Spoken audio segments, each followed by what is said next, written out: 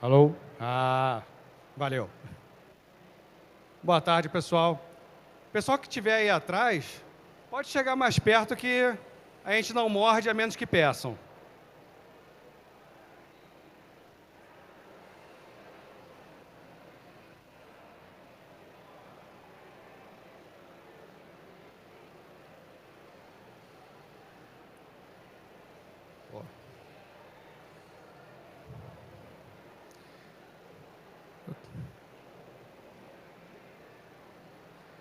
Então, em primeiro lugar, eu gostaria de agradecer a todos vocês por demonstrar o interesse no tema.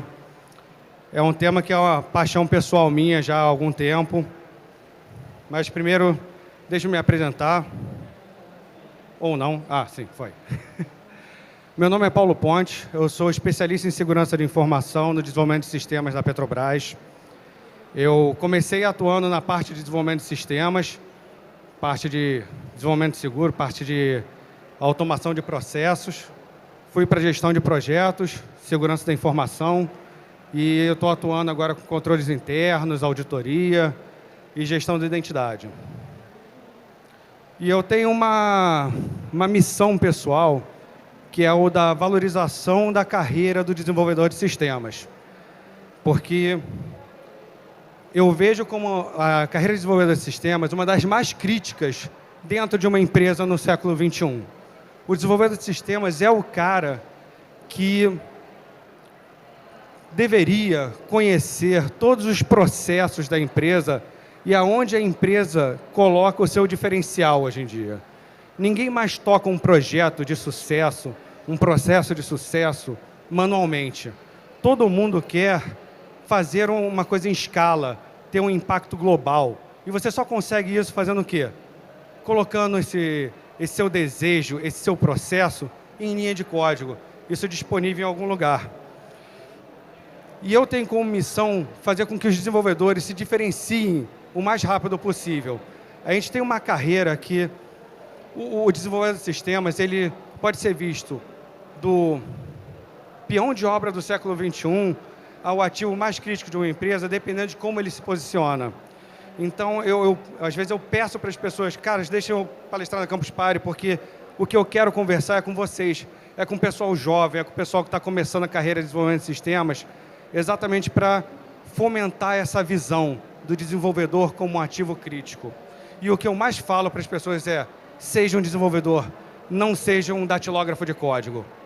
O desenvolvedor ele não pode simplesmente pegar o requisito funcional na especificação que veio do cliente, traduzir isso para Java, para C, colocar em produção e dizer que o trabalho dele está acabado. Não é assim. Felizmente, a cultura de desenvolvimento de sistemas ela tem evoluído muito rápido. E já conseguiram tirar os desenvolvedores do seu local de conforto. E agora o desenvolvedor já sabe que ele tem que saber mais do que desenvolvimento. Já se criou a cultura do DevOps. Mas eu quero fazer um passo a mais do DevOps. Eu quero fazer com que o DevOps tenha um cara. E eu quero que esse cara sejam vocês, que é o champion que vai trazer a segurança da informação, a preocupação com a segurança do ativo maior da empresa para o processo, de forma mais transparente possível. Quem já leu alguma coisa do assunto sabe que eu não estou falando uma novidade. Isso já é um papo que existe no mercado já há alguns anos. Mas eu fui ver na Gartner, essa semana, papers falando, se eu acertar o botão ajuda, que o conhecimento de segurança da informação, o conhecimento de segurança da informação nos sistemas ainda é considerado raro, não está no sangue dos desenvolvedores. E é isso que é o diferencial que eu quero trazer para vocês. Então, para a gente começar essa conversa, a gente precisa falar sobre... A bateria aqui está meio fraca, hein? Para começar essa conversa, a gente precisa primeiro falar sobre o que é a segurança da informação. Segurança da informação é a ciência, é a atuação focada em proteger o ativo mais importante no século XXI para uma empresa, que é o quê? A informação que ela possui, o diferencial competitivo dela, o conhecimento. Então, quando a gente está falando de segurança da informação, se vocês forem ver, a maioria das empresas grandes no país e no mundo, segurança da informação não está nem mais dentro da TIC. Segurança da informação não é TI. Segurança da informação mexe com TI, está intimamente relacionada com TI? Tá. Mas a informação que você guarda, ela pode nem estar em sistema, ela pode estar no papel, ela pode estar na cabeça de uma pessoa, ela pode estar no sistema de um concorrente. Então, a segurança da informação, ela passa por TI, mas ela ascende, ela vai depois da TI. E o que a gente quer? A gente quer proteger esses ativos para proteger o diferencial e proteger, inclusive, a reputação da empresa. Se você pegar as empresas que são top hoje no mercado, nesse mercado novo, você vai ver que elas são basicamente fundadas na reputação delas. Se você pegar essas empresas que a gente fala muito delas hoje em dia, eu vou até ser meio repetitivo, né? Todo mundo já ouviu aquela frase do Uber é a maior empresa de transporte e não tem um carro. O Airbnb é a maior empresa de hotelaria, não tem um quarto. O Nubank é o maior banco, acho que já é o segundo, terceiro maior banco do Brasil, não tem uma agência. Caras, o que aconteceria com essas empresas se a reputação delas fosse manchada?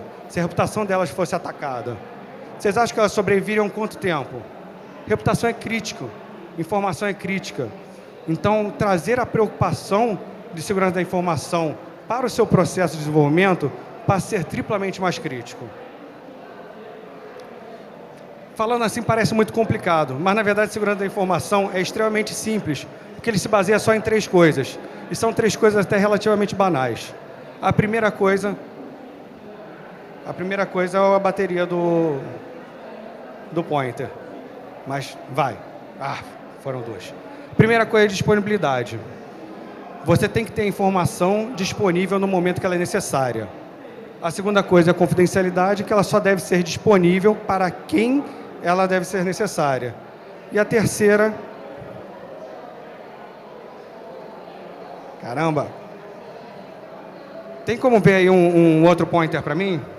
Alô? E a terceira é a integridade, que é a informação estar íntegra, ela não ter sido distorcida, ela não ser falsa.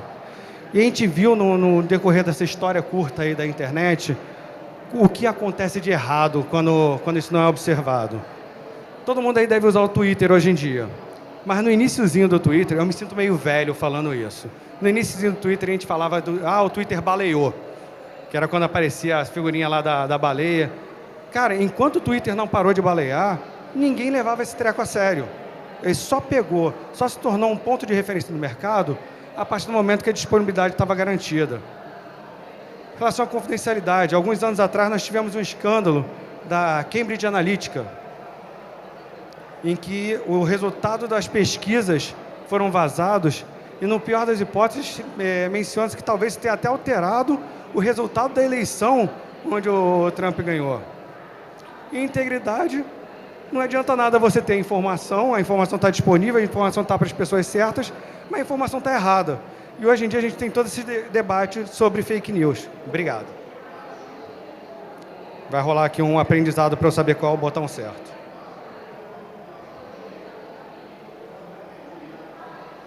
Foi.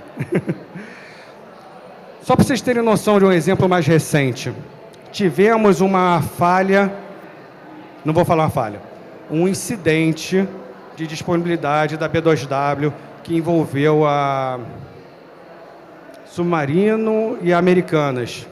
Foram 4 dias de indisponibilidade e instabilidade do sistema.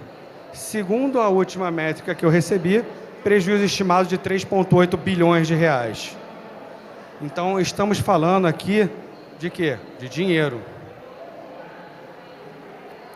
Falando em dinheiro, não estamos falando aqui de modelo da camada OSI, eu resolvi fazer uma abordagem muito mais simples. Dividir aqui o que seria uma implantação de um sistema qualquer em 4 camadas. 4 camadas, assim, bem simples. E queria chamar a atenção para vocês de uma coisa. Cada camada tem seus ataques e tem suas defesas. Quando uma uma estrutura é atacada na camada da rede, na camada de telecom, você tem gente ganhando rios de dinheiro vendendo IDS, que é o Intrusion Detection System, vendendo IPS, vendendo Firewall. Quando você tem um ataque na camada do sistema operacional, e não se engane, ataque no Windows, ataque no Linux, ataque no Unix, o que quer que seja, você tem gente faturando muita grana também, vendendo antivírus, vendendo patch management, vendendo firewall. Ah, mas isso tudo está seguro. Você ainda tem ataque na camada do servidor de aplicação. Se você desenvolve em Java, pô, o cara que vendeu a licença do WebLogic está nadando na piscina de ouro. Pô, vocês sabem quanto que é uma licença de WebLogic? É os olhos da cara. Mas eu uso .NET. Cara, você botou isso no IIS, que também é caro. E tudo isso tem também, além do vendor suporte, você vai ter patch management, você vai ter uma série de serviços que a sua empresa vai comprar para prover segurança. Só que olha só, a menos que sua empresa seja uma empresa de hosting ou seja uma empresa de edição de texto, não adianta você comprar na loja e achar que você está coberto. Porque o diferencial da sua empresa são os processos de negócio que você colocou num sistema que só existe dentro da sua empresa, que a equipe de desenvolvimento criou para a sua empresa e que ninguém mais conhece. Ninguém vai conseguir vender uma solução mágica para fechar uma brecha de segurança no seu sistema. E aí, quem que pode defender a empresa? Não pode ser o Chapolin. A única pessoa que pode defender o sistema que só existe dentro da sua empresa é você, é o desenvolvedor. O desenvolvedor consciente é a última linha de defesa num ataque na camada 7. Ah, Paulo, existem firewalls de camada 7 com inteligência artificial que aprendem o ataque. Ok, funciona. Mas para você ter isso, você precisa treinar o seu firewall de camada 7 numa situação perfeita onde ele não está sendo atacado, está sendo usado de uma forma íntegra. Alguém aqui consegue garantir isso? Se conseguisse garantir isso, não teria ataque, né? Ajuda? Ajuda, mas não resolve o problema. Então, quando a gente está falando de implantar a segurança no sistema, a gente, na verdade, está falando em implantar a segurança no processo de negócio. E aí eu já tenho a primeira má notícia. Isso é impossível. Quando você fala, eu vou implantar a segurança como um todo e eu vou fazer com que o meu negócio seja perfeitamente seguro, você está fazendo uma promessa falsa. Porque a primeira coisa que você tem que falar é, cara, existem muitos riscos. E a primeira coisa que eu tenho que fazer é pesar esses riscos, é priorizar esses riscos. E eu não vou falar de tecnologia de novo. Você vê, eu estou falando com os desenvolvedores, porque eu tenho certeza que os desenvolvedores são aqueles que conhecem com mais profundidade o processo de negócio. Mas eu ainda não estou falando de tecnologia, eu estou falando de processo. Você vai pegar o risco que a empresa está submetida e pesar com os controles que você vai propor. E aí, de novo, você vai fazer uma outra abordagem, que pode ser tão simples ou tão complexa quanto você queira, que é priorizar isso. E como é que você faz? O risco é uma coisa simples. O risco é uma função que depende só de dois fatores. São duas variáveis que você precisa ter. A probabilidade e o impacto. Então, você pode fazer isso quantitativamente, mas eu recomendo que vocês comecem a fazer qualitativamente. Eu vou separar probabilidade e impacto. Eu vou dizer só, a probabilidade disso acontecer é alta, média ou baixa. O impacto disso acontecer é alto, médio e baixo. Conforme vocês forem tendo mais maturidade, vocês vão conseguir trazer número para isso. Mas mesmo sem o número numa abordagem inicial, você consegue falar, olha, eu tenho 20 riscos. 3 desses riscos são de alta probabilidade de acontecer e o impacto é altíssimo. Então aqui, vermelho, eu consigo virar para o meu cliente, que pode não entender nada de tecnologia. Ele pode ser um geólogo de 70 anos que odeia tecnologia. Pode ser um médico sempre odeia tecnologia, né? Ele vai entender, porque você não vai falar de tecnologia. Você vai falar, olha só, isso aqui é risco, isso aqui é prejuízo, isso aqui tem alta chance de acontecer. A minha sugestão é, vamos atacar esses primeiros. Com isso você consegue uma coisa que é fundamental, que normalmente o desenvolvedor tem uma dificuldade de conseguir, que é o quê? É o engajamento.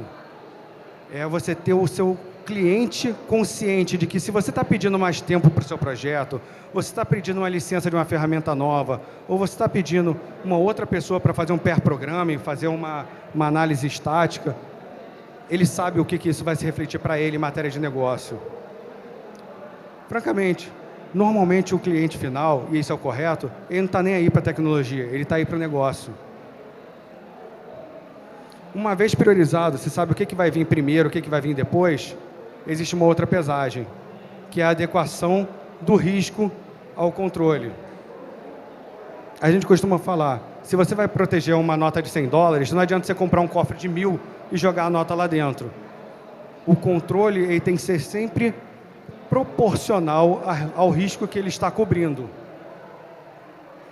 E cada vulnerabilidade deve estar associada a um ou mais controles que estão associados a ele. Então, o que acontece? Eu tenho que trocar as cores disso aí. O que acontece?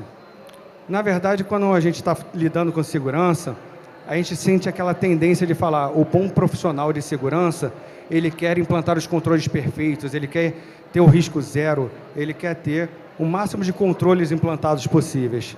E não é essa a abordagem correta. A abordagem é a abordagem de negócios. Para o negócio, você sempre vai ter duas linhas de perdas. Vou refrasear. Uma perda e um custo. Uma é a perda do incidente de negócios. E a outra é o custo do controle que você implantou. Então, eu vou contar uma historinha para vocês que, pessoal, aí tem muito pouca gente de cabelo branco, não vão se lembrar. Antigamente, você já deve ter reparado quando vocês vão numa agência de banco, que a maioria dos guichês está vazio, né? Tem assim 20 guichês e só tem 2 com caixa. Aquilo dali aconteceu por quê? Em determinado momento criaram um troço chamado ATM, o 24 horas, e era muito, muito mais barato do que você ter gente sendo atendida nos guichês. Os guichês eram separados por número da conta. Então, sua conta terminava com 0, era aquele ali, com 1 era aquele ali. E aí você passou a ter o ATM tem custo insignificante. Os bancos fizeram o quê? Demitiram aquele monte de caixa e colocaram ATM em tudo quanto é canto. Quando foi inventado o ATM, cara, você não podia andar 100 metros em linha reta, você via um ATM. Era muito barato para eles. Só que o que aconteceu? Tem laser? Não tem laser, não. O que aconteceu? Passou a ter direto um evento chamado roubo de ATM. Era muito comum você chegar, o ATM estava arrombado e sem dinheiro. Então, perdas enormes. O que foi feito? Vamos implantar um controle de segurança. Qual vai ser o primeiro controle de segurança? Vamos parar de botar ATM na rua, né? Vamos botar ATM dentro de shopping. Era estacionamento de shopping, locais interiores. Opa, temos aqui um aumento do custo. Só que esse aumento do custo gerou uma queda muito maior nas perdas com o incidente. Muito bom, o acionista fica satisfeito. Mas ainda está alto. Poxa, vamos botar mais um controle aí. Vamos botar câmeras de vigilância. A câmera de vigilância é barato, né? Mas não é só a câmera, é a sala de vigilância. Para cada não sei quantas telas tem que ter uma pessoa lá olhando as telas. Beleza, mais um aumento de custo, mais uma redução de incidente. Vamos continuar com isso? Vamos. Passaram a colocar porque tinha... Não sei se vocês chegaram a ver, né? Tinha reportagem de gangues que eram especializadas nisso. O cara entrava no local com uma empilhadeira, levantava o ATM, levava o dinheiro, o ATM, levava tudo. Eu falava, não, vamos fazer algo para mitigar esse risco também. Passaram a botar uma bomba dentro do ATM com um líquido que, se comprometeu o ATM, explodia aquilo dali, manchava as notas, e aí a polícia já sabia que aquelas notas eram fruto de roubo. Poxa, perfeito, diminuiu pra caramba. E aí acontece uma coisa chamada... Caraca, eu não gosto de fazer isso, mas eu tenho que usar o termo em inglês. Law of Diminishing Returns. Que significa o seguinte: chega um ponto que você botar mais controle, você tem um aumento linear de custo. Mas você não tem uma redução linear das perdas de incidente. Uma pessoa sem a visão de negócio, só pensando em segurança pela segurança, vai continuar botando a criatividade para funcionar e vai continuar aumentando os seus custos. Mas esses custos já não têm um reflexo do ganho que ele esperava. Então, a visão global real que você tem que ter é da terceira linha, que é a somatória do custo do controle mais a perda dos incidentes ocorridos. E como sua visão é a visão de negócio, o que você quer é minimizar esta linha. Este é o ponto em que você quer. Ah, mole assim? Não, não é mole.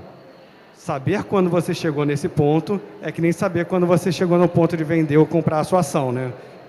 Tem feeling, você tem que fazer reavaliações constantes, eventualmente controles vão ter que ser alterados e por aí vai. Agora vamos para a realidade de vocês, código. Vocês levantaram os controles, definiram o que vai ter que ser feito, sentaram, abriram um compilador, vou fazer. Como é que eu vou fazer? Cara, se eu chegasse aqui para falar para vocês como é que vocês vão fazer, eu ia passar aqui o dia inteiro. Então, vou dar o ponteiro para vocês. Existem órgãos especializados na parte de geração de padrões de segurança no desenvolvimento. Um deles é o SAE Search. E lá vocês podem encontrar coding standards para a sua tecnologia que vocês estão usando. Você usa C, tem um coding standard para C. Você usa Java, tem 2. Um para desenvolvimento mobile e outro para desenvolvimento Android.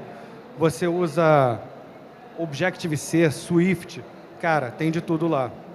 E um outro ponteiro que eu quero dar para vocês é o OWASP. O OWASP é o Open Web Application Security Project. É uma organização que ela tem vários projetos, tem um fomento de uma discussão muito rica sobre isso. E eles têm 2 projetos que eu convido vocês a participar. Esses 2 projetos são, primeiro, o OWASP Top 10. A cada 3, 4 anos, mais ou menos, eles fazem uma reavaliação de todos os incidentes de segurança reportados, 4 anos, né? Todos os incidentes de segurança reportados, eles fazem um Top 10 vulnerabilidades mais exploradas em sistemas web. E, em conjunto com isso, você tem o WebGoat. O WebGoat é o quê? É uma aplicação web simples, é um e-commerce, tipo um Northwind da Microsoft, onde você tem uma aplicação vulnerável a todos os ataques do OWASP Top 10. Pô, mas para que eu quero uma aplicação vulnerável? Exatamente para isso. Você baixa, você roda, tem lá o código-fonte do trecho que tem a vulnerabilidade ao ataque e comentado o trecho do mesmo código sem a vulnerabilidade. E vocês vão poder estudar. Eu abri um servidor na minha máquina, eu ataquei esse servidor na minha máquina, mudei esse código e eu não consigo mais atacar. Eu não sei quanto a vocês, mas eu gosto muito de aprender pelo conceito, mas meter a mão na massa e ver o código rodando acaba sendo muito mais didático. Então, recomendo a vocês. E tudo que eu estou falando aqui é 0800. É questão de acessar, baixar, configurar na sua máquina e tem para todos os sabores. Se você gosta de .NET, ou de PHP, ou de Java, tem o mesmo projeto implantado nas 3 línguas, para vocês poderem usar. Então, o OWASP Top 10, não vou me alongar aqui, mas se vocês quiserem, depois da palestra, vou ficar aqui para dúvidas. E algumas dicas que eu trago aí para a vida, né? Se vocês forem sentar, forem codificar, a primeira coisa, assim, caraca, deixa eu tentar colocar isso de uma forma que eu não seja babaca. Você não pode confiar, eu ia falar, você não pode confiar no cliente, mas o cliente você confia, não, o cliente é legal. Eu falo, não pode confiar no cliente da sua aplicação. O seu navegador, ele não pode ser confiável. Sempre que você tem entradas que vêm de um formulário, você tem que fazer essas validações no formulário, no navegador, como user experience, nunca como validação de entrada.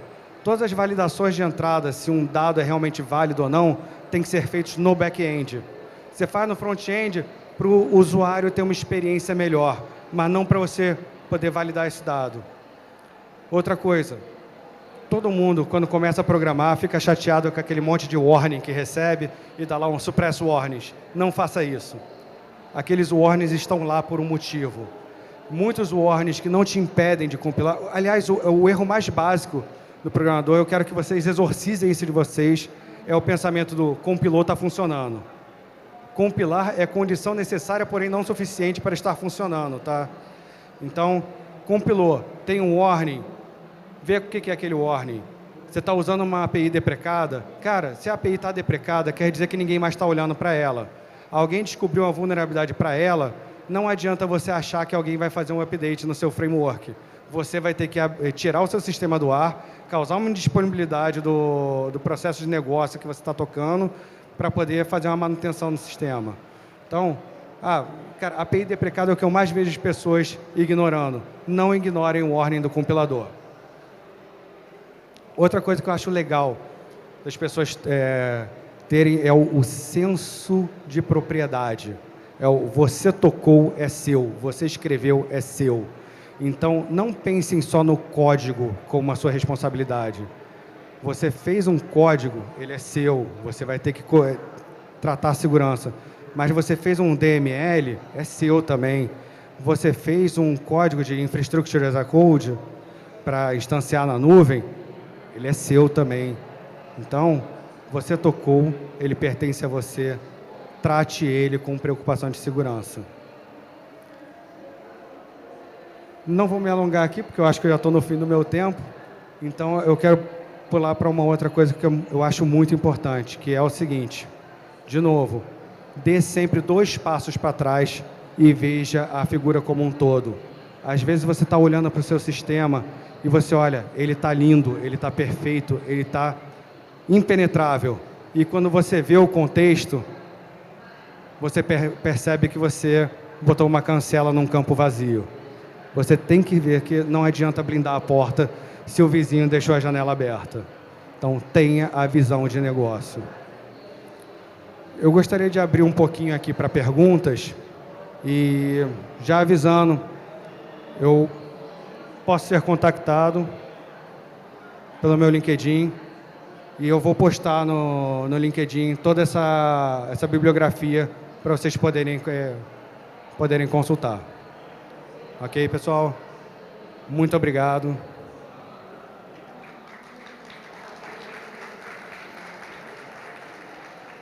Temos alguma dúvida? Aliás, só um pequeno adendo. Quem se interessou pela área de segurança, tem uma galera da Life4Sec que está sorteando o curso de segurança da informação. Recomendo, 0800.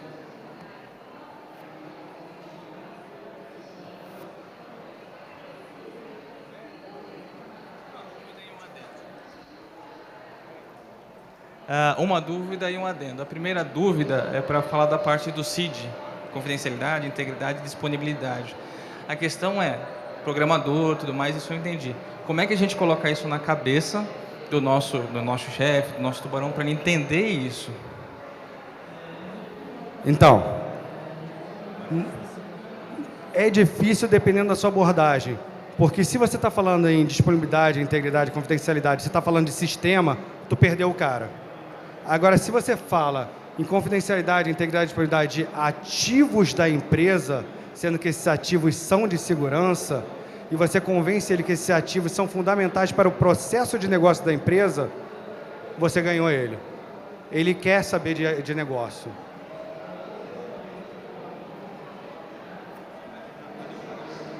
Só um outro adendo que você estava comentando da WASP, uma coisa que eu gosto muito, aliás, tem um juice-shop.com, que é uma aplicação web exatamente para fazer todos os testes, PHP, Java, para o pessoal brincar, juice-shop.com. Boa dica. Obrigado, senhores. Mais alguém? O pessoal está tímido, não fiquem tímidos.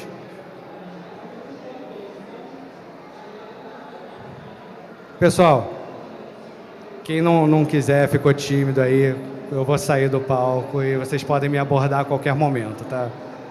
Muito obrigado de novo. Obrigado, pessoal da organização. Obrigado, galera da Petrobras. Acho que essa é uma oportunidade de ouro.